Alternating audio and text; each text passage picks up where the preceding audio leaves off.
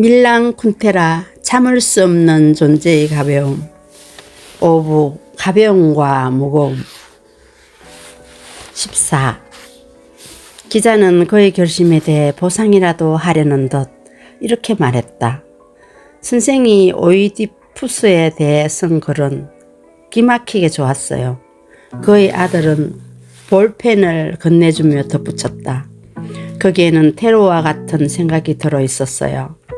기자의 칭찬은 마음에 들었지만 아들의 언유는 뭔가 과장되고 적절치 않는 것처럼 보였다. 그래서 그는 말했다. 불행히도 오로지 한 명의 희생자만 낳은 테러였지. 그게 바로 나야. 그 기사 때문에 나는 더 이상 환자들을 수술할 수 없게 되었어. 이 말은 차갑게 그리고 거의 적대적으로 울려 퍼졌다. 이 조그만 분류화업을 지워버리기 위해 기자는 이렇게 지적했다.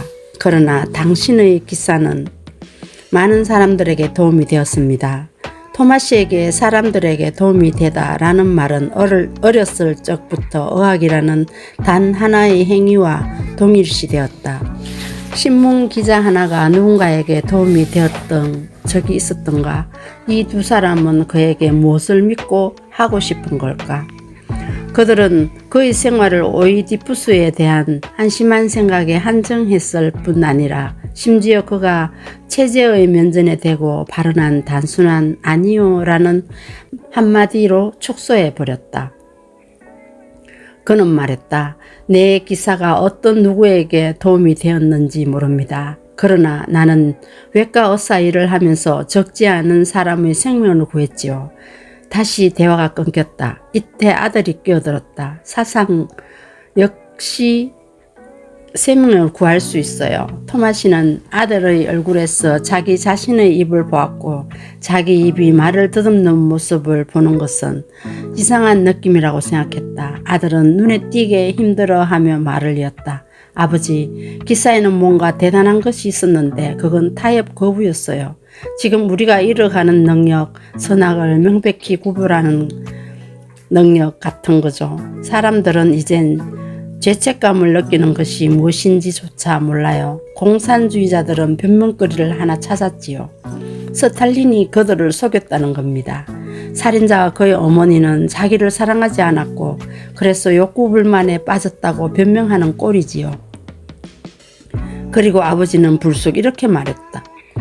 거기에는 어떤 해명도 없었다라고 그 누구의 영혼과 양심도 오이디푸스보다 결백하지 않았어요.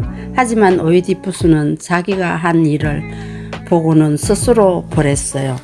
토마시는 아들의 얼굴을 보다가 그의 입술에서 시선을 떼기 위해 애를 쓰며 기자에게 신경을 집중하려고 했다. 그는 화가 났고 그들의 말에 반박하고 싶었다. 모든 일에 오해가 불가하다는 것을 아셔야 합니다. 선악의 경계는 끔찍할 정도로 모호하지요. 나는 누구의 징계도 요구하지 않았으며 그런 것은 전혀 내 목적이 아니었습니다. 자신이 한 일이 무엇인지도 모르는 사람을 징계하는 것은 야만입니다.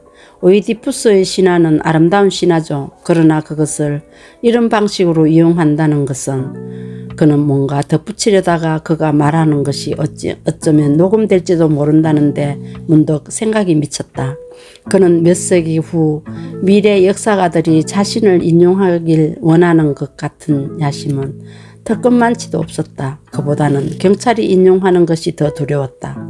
경찰이 그에게 요구했던 것은 다름 아니라 이러한 자기 기사에 대한 부인이었기 때문이었다. 경찰이 이것을 자기 입을 통해 듣는 것이 그는 불쾌했다. 이 나라에서 내뱉는 말 하나하나가 어느 날 라디오로 방송될 수 있다는 것도 그는 잘 알고 있었다. 그는 입을 다물었다. 무엇 때문에 생각을 바꾸셨나요? 하고 기자가 물었다. 그보다도 나는 무엇 때문에 내가 이 기사를 썼는지 자문하고 있어요. 토마시는 문득 그것이 생각났다. 그녀는 바구니에 담겨 강물에 버려진 아기처럼 그의 침대 언덕에 좌초했더랬다. 그렇다. 그래서 그는 이 책을 찾으려 갔던 것이다. 그는 로물루스, 모세, 오이디푸스 이야기를 떠올렸다. 그 순간 불쑥 그녀가 보였고 빨간 스카프로 감싼 까마귀를 가슴에 끌어안고 그의 앞에 서 있는 그녀의 모습이 눈앞에 떠올랐다. 이 이미지가 마음을 한결 푸근하게 해주었다. 마치 테레자는 살아있고 이 순간 그와 같은 도시에 살고 있으며 그 밖에 다른 것은 전혀 중요치 않다고 그 이미지가 그에게 속삭이는 듯했다. 기자가 침묵을 깨고 말했다. 당신을 이해하겠습니다. 의사선생, 나 역시 누군가를 징계하는 것을 좋아하지 않아요. 하지만 우리는 지금 징계를 요구하는 것이 아니에요. 우리는 징계 철회를 요구하는 것입니다. 알아요. 하고 토마시가 말했다. 그는 앞으로 몇 초 후에 아마도 뭔가 관대한 일을 할 것이지만 그것이 십중팔구 불필요하며 그에게 불쾌한 일이라는 생각을 받아들였다. 다시 아들이 말했다. 서명하는 것은 아버지 의무예요. 의무. 아들은 지금 그에게 의무가 무엇인지를 환기해 주려고 한다. 그에게 할 수 있는 최악의 말이었다. 까마귀를 품에 안고 있는 테레자의 이미지가 다시 눈앞에 떠올랐다. 그녀는 전날 경찰이 바에 와서 그녀를 괴롭혔다는 말을 했다. 그녀의 손이 다시 떨리기 시작한 것이다. 그녀는 늙었다. 그에게 중요한 것은 아무것도 없다. 오로지 그녀만이 중요했다. 6. 우연히 소산인 그녀 외과 과장의 좌골신경통에서 태어난 꽃 한 송이 모던의 피 안에 있던 그녀, 유일하게 그가 진정으로 애착을 갖는 그녀.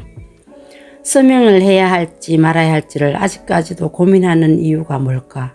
그의 모든 결심 기준은 하나뿐이다. 테레자에게 해를 끼치는 일은 절대 하지 말 것. 토마시는 정치범 구할 수 없었지만 테레자는 행복하게 해줄 수 있었다. 아니다. 그것조차도 그는 할 수 없었다. 그러나 탄원서에 서명한다면 경찰이 더욱 자주 그녀를 괴롭히러 올 것이며 그녀의 손은 더욱 심하게 떨릴 것이라는 것은 거의 확신할 수 있었다. 대통령에게 탄원서를 보내는 것보다도 생매장 당한 까마귀를 꺼내주는 것이 훨씬 중요하지요. 그는 이 말이 이해되지 못할 것임을 알면서도 더할 나위 없이 흡족해졌다. 예기치 못한 돌연한 도취감이 느껴졌다. 아내에게 그녀와 아들을 더 이상 보고 싶지 않다고 선언했던 그날 느꼈던 것과 똑같은 검은 도취감. 의사 직업을 영원히 포기하겠다고 쓴 편지를 우체통에 던져 넣었던 그날 느꼈던 것과 똑같은 검은 도취감. 그가 올바른 행동을 하는 것인지는 확신할 수 없었으나 그가 원하는 바대로 행동한다는 것은 확신할 수 있었다. 미안합니다. 서명하지 않겠습니다. 경청해 주셔서 감사합니다.